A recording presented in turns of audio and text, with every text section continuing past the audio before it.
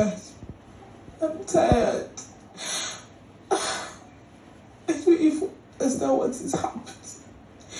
I don't get what the issue is. Yeah, you didn't say respect. Yeah.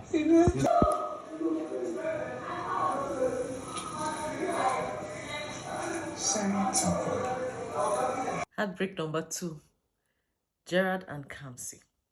Okay, so before they got here, the backstory, Gerard, Yusuf, and Chimsum had a very long conversation. Like a very lengthy conversation that Coyote left them, went to others for a long time, came back, they were still talking. Like they literally talked about everything. The girls' relationships, kind of conversations they have, what attracts them, talked about the tasks and the competition itself. They covered a lot of things. And it was the first time I was seeing them talk, 3 of them. At first I was like, great to see you guys talk. But I started hearing Chimso giving his story about, how he came in, who he was first attracted to. I think I heard him say Neche, very first day. Neche, I find babe now. But it was quick for him to realize, this babe not before you. Don't even try. And then, he got attracted to Kamsi and then ended up with Blue. So he still gave them all the gist about how Blue did this, how he didn't know, but now he's beginning to like her, blah, blah, blah. He gets to Gerard. They ask Gerard, and it's like, they ask him, what is it about this girl that you like? And he says, her vibes. What vibes? He thinks for a little, he said, her breasts. And they're like, that's not vibe. And he's thinking, he's like, he's a sapiosexual, right? But these people are shallow. Like, there are things he cannot even talk about with her because she cannot understand it.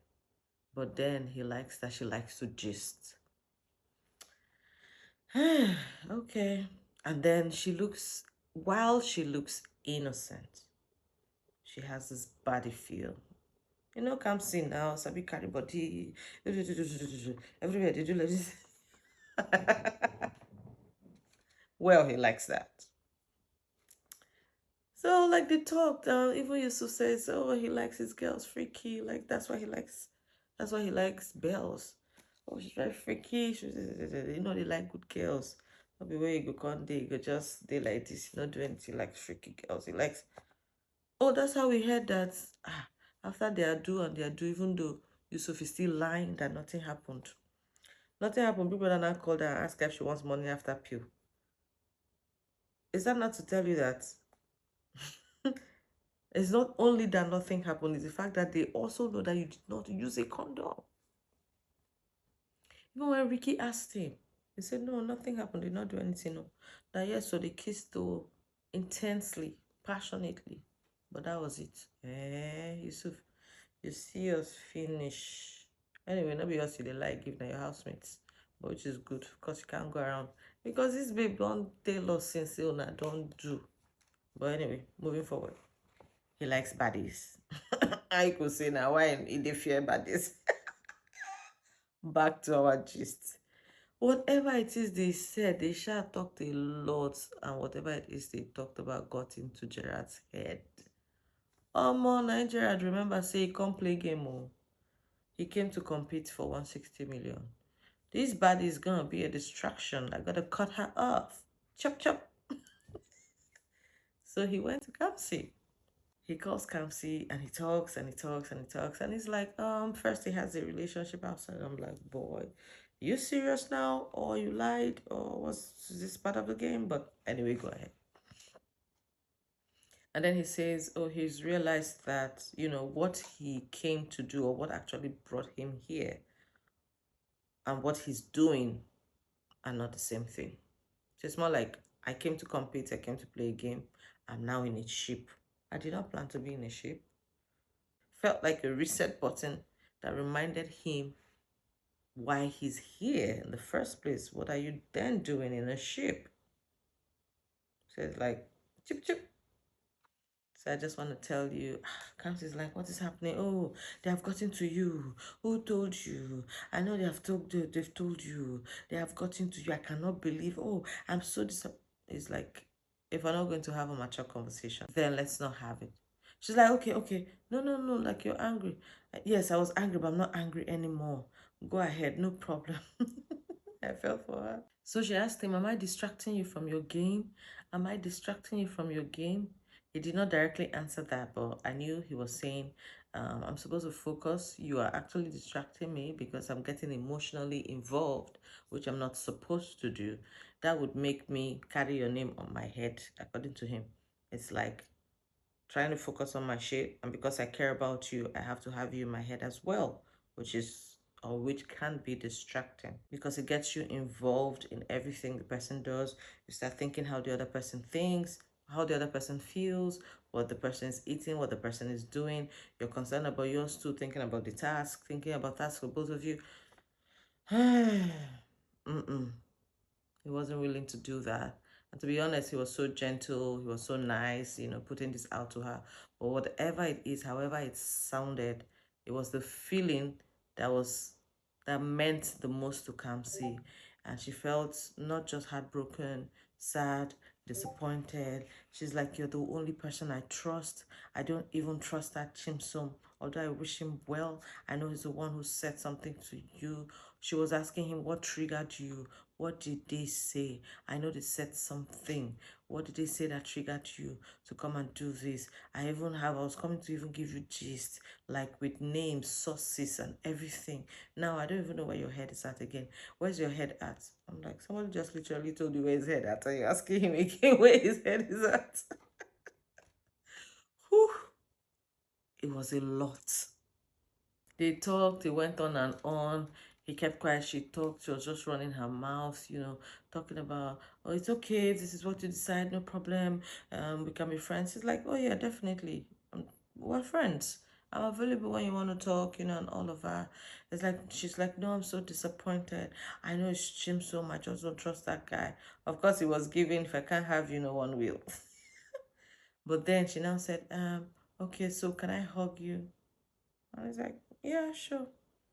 To hug Sef Serenwe. She dragged her feet, because they were at the wardrobe area. So it was on this end, she was on this other side.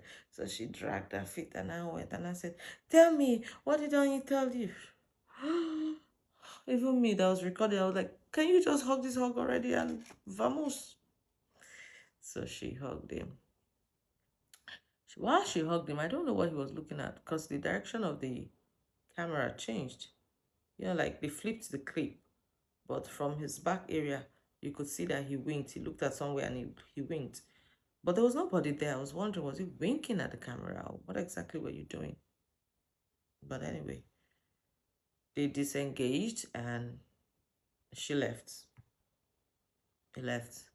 Then we see Kamsi outside at the garden, covered up. She had a hoodie on, like the joggers top with a hoodie, covered with duvet. But she said she was so cold. I just knew breakfast there. Breakfast is very terrible. Breakfast deals with you. That's what happened. And I'm like, did your game come back to bite you? What's going on? Remember when these two guys were chasing you? You were enjoying it. You literally told Big Brother that you were enjoying the attention. A girl, now let them do more. What happened exactly? She was crying. I don't understand what she did in that place. So she was first talking. I don't know what she was saying. And then I realized she didn't have her mic on. So this girl, Lucas, finished. After she talked the first one, she stood up, picked up her mic, wore it, and now rewinded that cry. Oh God, I'm tired. I'm tired. God, please give me the strength to go through this. I said, now this is acting, girl. You don't cry the real one for front. Now realize you didn't have your mic. Like somebody gave her a signal to wear it and then picked it up. You now rewinded to and replayed what you gave us first. Well done, man. Well done. So while she was there, the other girls were passing because they were at the other corner talking. Onyi, Flora, and Bells. And then they saw her. She quickly, adjusted like nothing was happening. But in the end, they realized, what's going on, what's up. Then she explained the entire thing to them, told her that she feels very bad, that she was not even playing a game. Now this is paining her that she did not play game, that she wishes she was playing a game. She would have known, okay, I played game. Now, when somebody's genuine, somebody does something from their heart, and you now treat them like this, it's not nice, it's not good. But she knows that Chimson, she knows it's Chimson, she knows they said something to him, that she was asking him what triggered you. He didn't say. Something happened, but he refused to talk. So this is it. It pained me. Oh, it pained me. The girls just encouraged her, They know that they're like, these boys, they're just here to. I'm like, oh, these boys for this season, they vex. So what's happening? What's happening? Third breakup of this season. Be like Bells. The babe no gree. She die fight for her relationship. Got it back. Whew. And then Araga is doing his own. Somewhere with Godessa. That one is flirting. Busy flirting with Barry. You're cooking food. Going to serve her. You've been looking for her all day. You know, see him. You're complaining that, oh, you've gone to call her twice. She refused to call. You will see when. These are just small signs. So you will see wonders. And that thing that Barry is doing with Godessa, I don't even understand, because he's there telling Ricky or something that he has clocked that game. This week will unfold. There will be we will unpack stories this week. I think they're all just coming out of their shell, and now they're ready for us. You guys brace up. There are different ways to look at this, this whole situation. Let's look at it. Look at it with me. So number one, it may be true that Gerard genuinely realized that he needed to focus on his game. Number two, it may also be true that the conversations he had with the guys influenced him. Okay. Number three, it may also be true that Chimsom did have something to do with it. Or maybe Gerard has already been thinking about it and decided that it was today he was going to do it, because he would not have said, that their level of reasoning is like this. He is like this, she's like this. So he said that. That means he's always known, right? So maybe he would have had that in mind. Who knows? Maybe it was in his mind and they had this conversation and it was just a confirmation for him to chop chop. But what we do know is that Kamsi went from two men who were interested in her and ended up lying down in the garden crying because one of them decided to leave her. And that is why today has been such a day of emotional confusion in the house. First, we had Temi kiss Tram, and she was wondering if it was really worth it when Kivo told her he was disappointed. Then we had Gerard eventually going to Kamsi and ending whatever it was they had going on. Two different situations, two different reasons, but both ended up with somebody being disappointed and hurt.